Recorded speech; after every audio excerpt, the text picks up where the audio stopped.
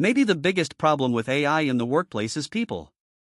That's the headline from a new guest essay in the New York Times by Keith Ferrazzi, an executive team coach, speaker, and researcher who runs a coaching and research firm. Ferrazzi opens with a personal confession: he owes his own AI agent an apology. He asked it to summarize the latest client coaching conversation and flag follow-ups. The trouble was, there were 3 recorded conversations, 2 versions of notes, and an email thread where the real issue had actually emerged.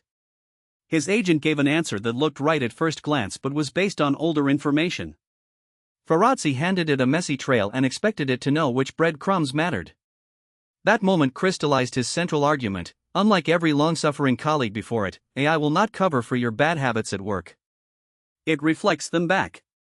This might help explain why employees at many workplaces are struggling with AI adoption. The agents have challenges, sure, but they're getting better every day. The real sources of friction are humans. Ferrazzi's Research Institute has been studying how human habits shape the quality of AI-assisted work.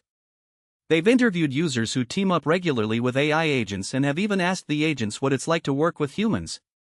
The agents identified 8 types of human employees that are challenging to work with. A few stood out as embodiments of our worst workplace tendencies. There's the vague requester, who fails to properly define an assignment, prompting with something like, "Can you check the client issue?" and assuming the agent knows which client, which issue, and what check actually entails. Then there's the context hoarder, who defines the assignment but withholds the information needed to complete it well, like asking for a recommended solution to a problem but failing to give a time frame for implementing it or what political sensitivities to consider. There's also the overdelegator, who leaves it up to the AI agent to decide on particulars, then is upset with the decisions made. Overall, the agents told researchers they perform best when treated as collaborative peers and worst when micromanaged or given ambiguous instructions. Humans have always handed off vague, half-formed thoughts and trusted colleagues to intuit what was meant and fix it behind the scenes.